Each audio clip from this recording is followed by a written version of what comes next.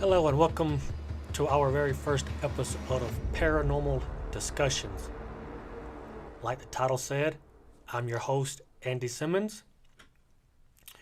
This is going to be our podcast slash YouTube content. So this is our first episode, like I just said.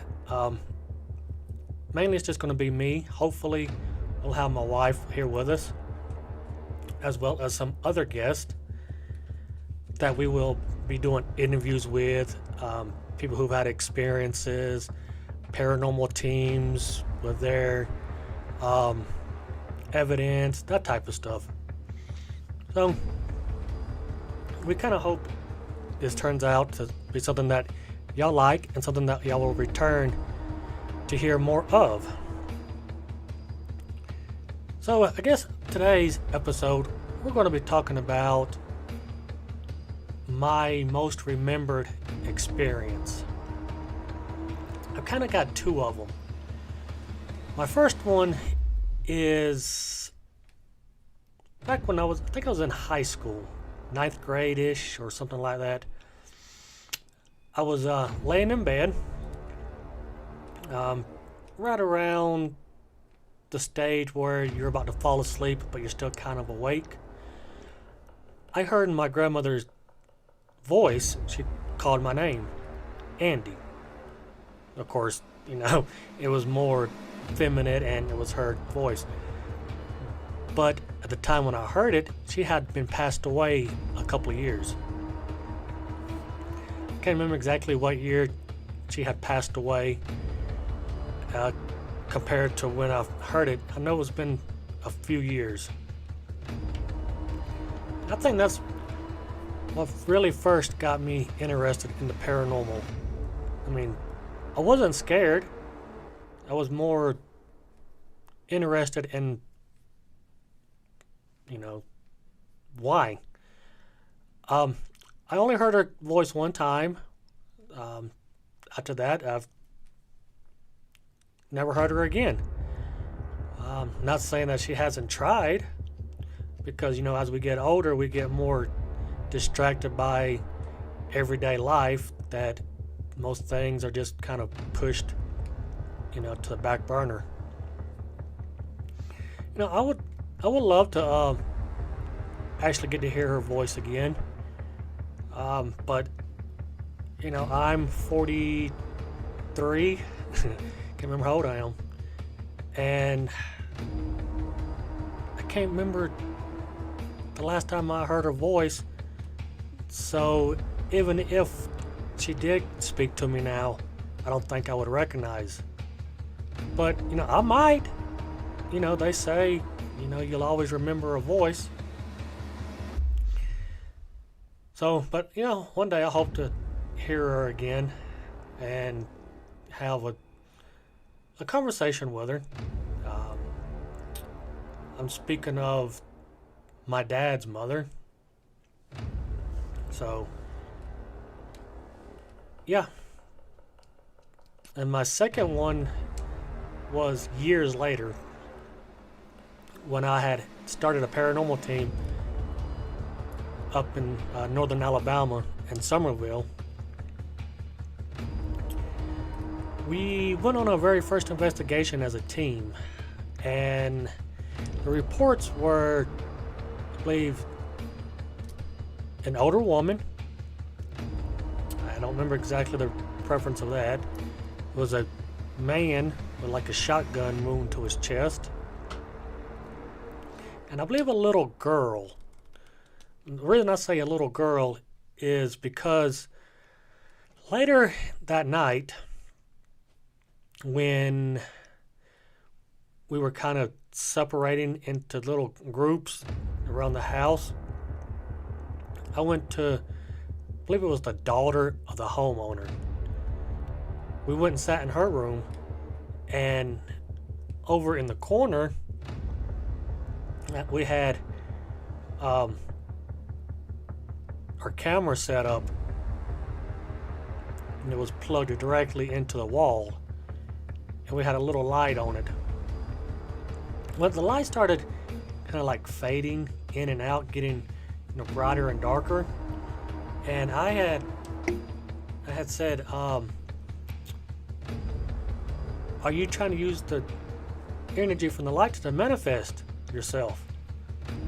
And the daughter of the homeowner said, what's that mean? Well, I gave her this long, drawn out scientific explanation about what it meant, and then we just went on about our business. We also heard like little toys moving around in a box in a closet, but we just kind of blew that off as there was settling in the box. Nothing that should be getting our attention that we had thought. The next day, when we were reviewing evidence, well, I wasn't reviewing evidence. I was laying on the couch trying to, take a nap, catching up from the late night. My girlfriend at the time, she was reviewing the evidence, and as soon as she played that one clip, I jumped up off the couch. Why? Because you can clearly hear a little girl say, make her feel she's dumb. I believe we got that clip on YouTube. I'll have to try to find it and insert it in the video here. We kind of lost that account. I can't get access to it anymore.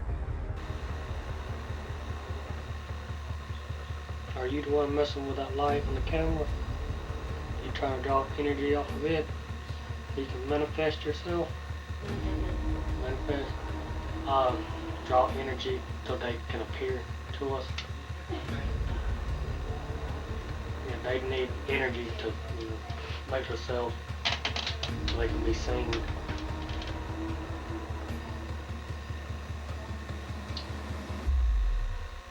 I think that's what she's doing.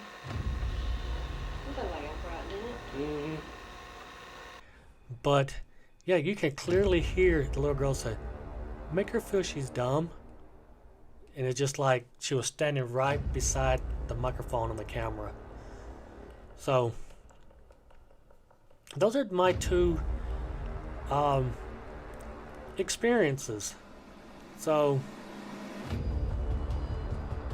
I've had more, but the most memorable ones are those two. Now, since I've been living out here in Colorado, I've had a few experiences.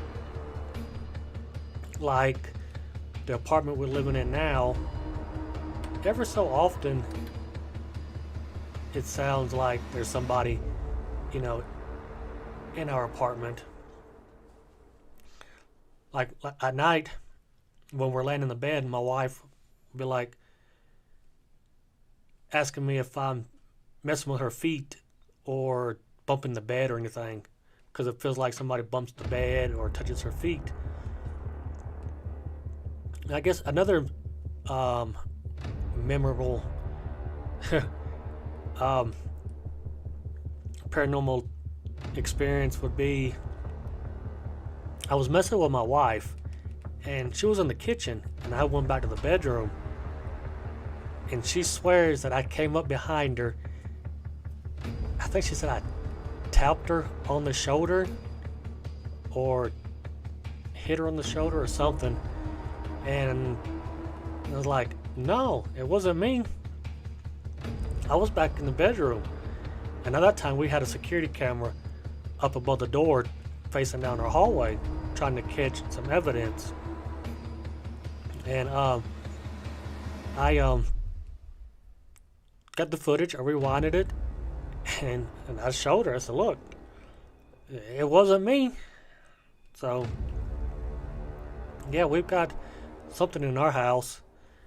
I'm going to try to get her on here probably in the next couple of days, or I say couple of days, the next couple of episodes, and let her kind of, give her or give y'all her experience on that, as well as the other bumping of the bed.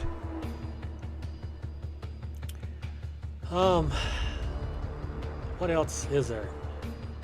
What else is there? I guess while I'm trying to think of some other ones, if you're watching this on YouTube, down there in the comments, leave y'all's experience, y'all's first experience, y'all's most remembered experience, or something along that nature. And who knows, I might even try to talk about it in one of the upcoming episodes. It might not be the following episode or the following after that, but I promise you we'll get it into the episode. Let's see. Another one that I remember out here in Colorado. I didn't witness it per se. The guy had contacted us and said his brother was getting possessed. We went and filmed it, and it's kind of hard to say if he was real or not, because it was kind of I never dealt with a possession before, so that one still kind of sticks to me if it was real or not. I mean, of course, to them it was real.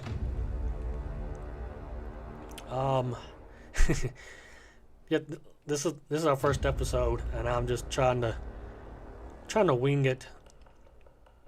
I wanted to get something out here for y'all to start, getting attention to,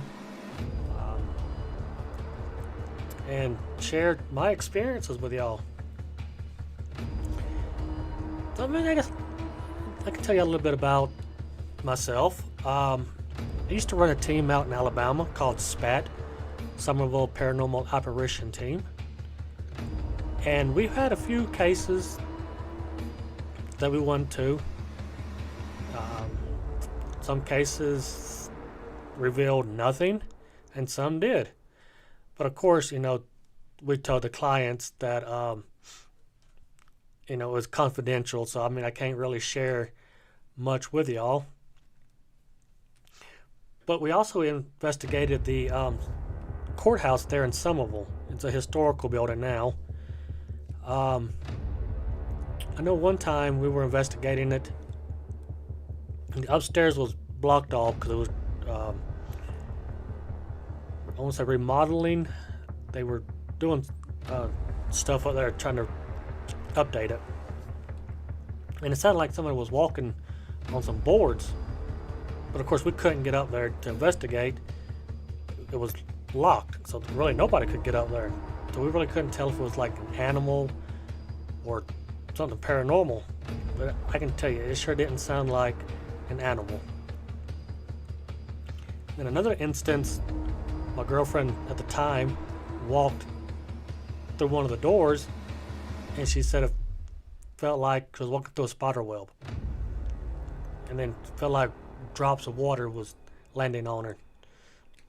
Of course, upstairs was shut off. There's nothing up there, so there wasn't no water leaking or nothing along that nature. So, I guess it is what it is. Alright, well, if you're listening to us on podcast,